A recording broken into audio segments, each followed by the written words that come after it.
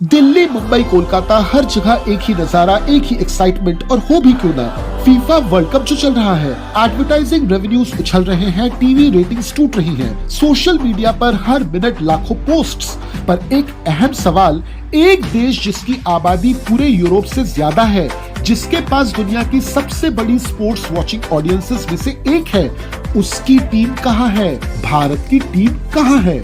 और अब एक नाम लीजिए, सुनील छेत्री, एक ऐसे खिलाड़ी जो पिछले कुछ सालों के लिए दुनिया के एक्टिव फुटबॉलर्स के गोल स्कोरिंग लिस्ट में तीसरे नंबर पर पहुंच गए थे। सोचिए, भारत एक ऐसा देश है जिसने कभी भी वर्ल्ड कप नहीं खेला, पर उसके पास एक वर्ल्ड क्लास प्लेयर है। अब ऐसा कैसे मुमकिन है? तो चलिए इसी सवाल का जवाब आज के वीडियो में ढूंढते हैं।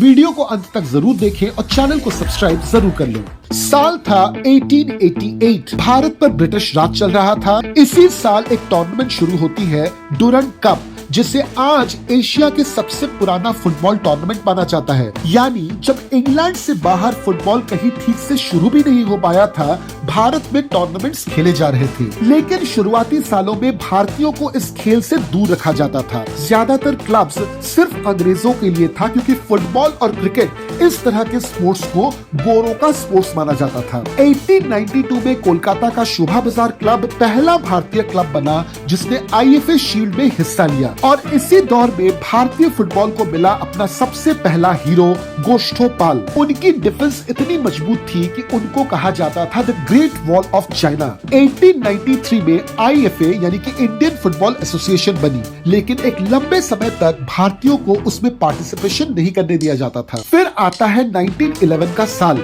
वो साल जिसे भारतीय फुटबॉल का सबसे बड़ा टर्निंग पॉइंट माना जाता है। कोलकाता में चल रहा था आईएफए शील्ड का फाइनल। एक तरफ थी मोहन बगान, भारतीयों की टीम, जिसके ज्यादातर खिलाड़ी नंगे पांव खेल रहे थे, और दूसरी तरफ थी ईस्ट यॉर्कशायर रेजिमेंट, अंग्रेजों की फौजी टीम, जो पूरे बूट्स में थी, जिनके पास सभी रिसोर्सेज मौजूद थे। और फिर भी मोहन बगान ये गेम जीत जाती है। ये सिर्फ एक मैच नहीं था, ये एक राजनीतिक बयान था। एक कॉलोनाइज्ड देश के टीम ने अपने रूलर्स के टीम को हरा दिया था, और वो भी बिना बूट्स के, उनके ही गेम में। अगले दिन के अखबारों में ये जीत राष्ट्रीय गर्व की तरह छपी। ये वो दौर था जब बंगाल में स्वदेशी आंदोलन का असर पहले से ही मौजूद था, और जब एक नंगे पांव खेलने वाले भारतीय टीम ने ब्रिटिशों को हराया, तो सिर्फ ये खेल की खबर नहीं रही, ये एक सामाजिक और राजनीतिक घटना बन गई।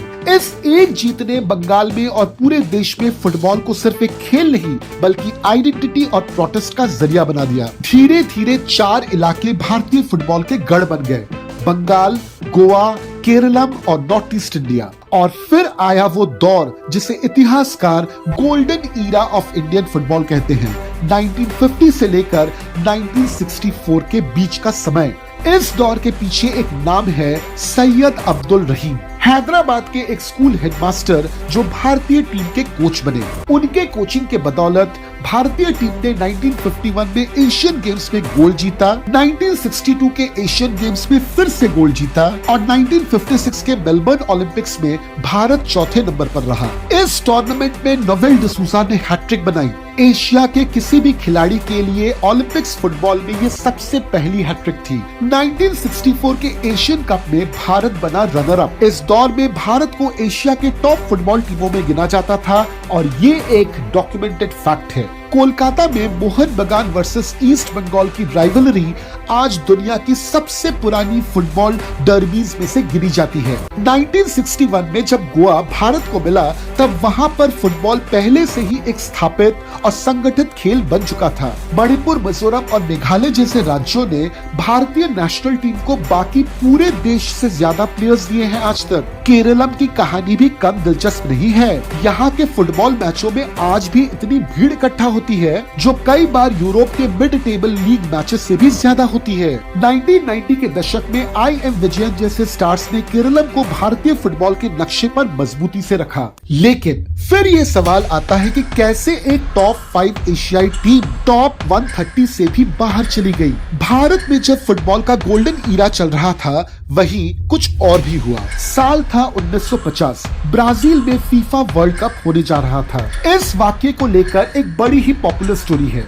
भारत क्वालिफाई कर गया, लेकिन फीफा ने भारत को बूट्स पहनकर खेलने पर मजबूर किया। भारतीय खिलाड़ी नंगे पांव खेलना चाहते थे और इसलिए भारत ने वर्ल्ड कप को बॉयकॉट कर दिया। ये कहानी सुनने में बड़ी ही इमोशनल लगती है, बड़ी ही नेशनलिस्ट लगती है, लेकिन क्या ये सच है? चलिए रिकॉर्ड्स देखते हैं। सच तो ये है कि 1950 वर्ल्ड कप के लिए एशिया अफ्रीका जोन से बाकी सारे टीम जैसे बर्मा, फिलीपींस, इंडोनेशिया अपने क्वालिफाइंग मैच को खेलने से पीछे हट गई थी, तो भारत को बिना कोई मैच खेले बाय डिफॉल्ट जगह मिल गई। लेकिन भारत ने भी आखिरकार इसमें हिस्सा नहीं लिया। फुटबॉल इतिहासकार जैसे नोवी कपाड़िया का रिसर्च बताता है कि इस डिसीजन के पीछे असली वजहें कुछ और थी।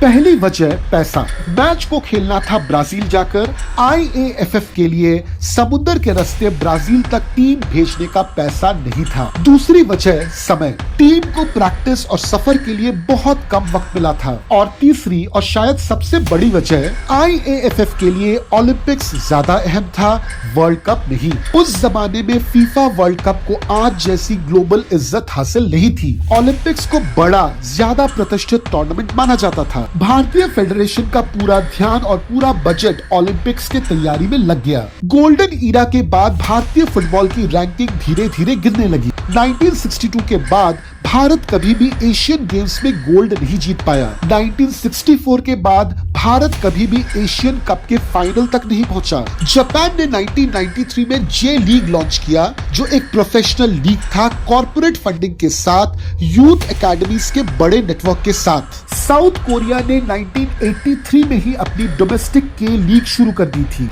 और फिर 2002 में साउथ कोरिया ने जापान के साथ मिलकर वर्ल्ड कप को को-होस्ट किया। वहीं इसी दौरान भारत में ग्रासरूट्स लेवल पर कोई ठोस सिस्टम नहीं बना। स्कूलों में फुटबॉल इंफ्रास्ट्रक्चर नहीं बढ़ा। कोचिंग सर्टिफिकेशन का स्तर बाकी एशियाई देशों के मुकाबले पीछे रह गया। और एक बहुत बड़ा फैक्टर है क्रिकेट। 1983 के वर्ल्ड कप को जीतने के बाद भारत में क्रिकेट सिर्फ एक खेल नहीं रहा, वो एक पूरी इंडस्ट्री बन गया। और इस इंडस्ट्री ने एक ऐसा ग्रेविटेशनल पुल पैदा किया जिसने हर तरफ से सभी के सभी रिसोर्सेज जैसे पैसा, मीडिया, स्पॉन्सरशिप और सबसे जरूरी युवाओं का ध्यान क्रिकेट की तरफ खींच लिया। टैलेंटेड युवा एथलीट्स के लिए सिर्फ एक रास्ता साफ था, क्रिकेट में करियर बनाओ, क्योंकि वो ज्यादा सुरक्षित है, ज्यादा फायदेमंद है। फुटबॉल में करियर बनाना एक फाइनेंशियल रिस्क लगने लगा। कम सैलरी, कम स्टेबिलिटी, कम पहचान। इसी बीच AIFF की प्रशासनिक कमजोरियां भी बढ़ती रही। स्टेट फुटबॉल एसोसिएशंस के पास रिसोर्सेज नहीं थे। टैलेंट आइडेंटिफिकेशन सिस्टम भी कमजोर बनता गया। फीफा हर साल अरबों डॉलर कमाता है और इस कमाई का एक हिस्सा फीफा अपने मेंबर देशों में बांटता है। AIFF को हर साल इस प्रोग्राम के तहत फंडिंग मिलती है। डेवलपमेंट प्रोजेक्ट्स के लिए, ट्रेनिंग सेंटर्स के लिए, फुटबॉल फॉर स्कूल्स जैसे पहल के लिए। 2017 में भारत ने फीफा अंडर 17 वर्ल्ड कप की मेजबानी की थी। ये एक बहुत बड़ा मौका था और भारत ने इस मौके पर अटेंडेंस का रिकॉर्ड तोड़ दिया। लेकिन भारतीय अंडर 17 टीम अपने तीनों ग्रुप मैचेस हार गई।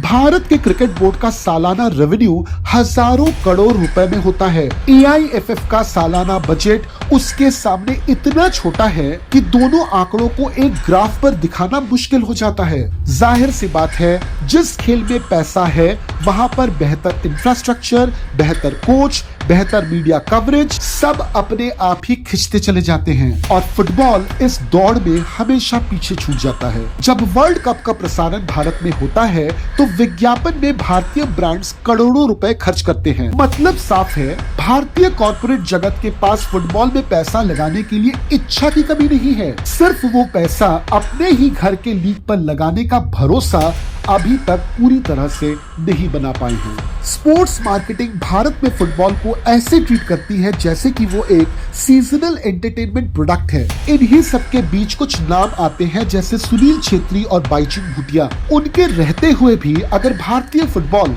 आगे नहीं बढ़ पा रहा है, प्रॉब्लम इंडिविजुअल टैलेंट में नहीं है, प्रॉब्लम सिस्टम में है।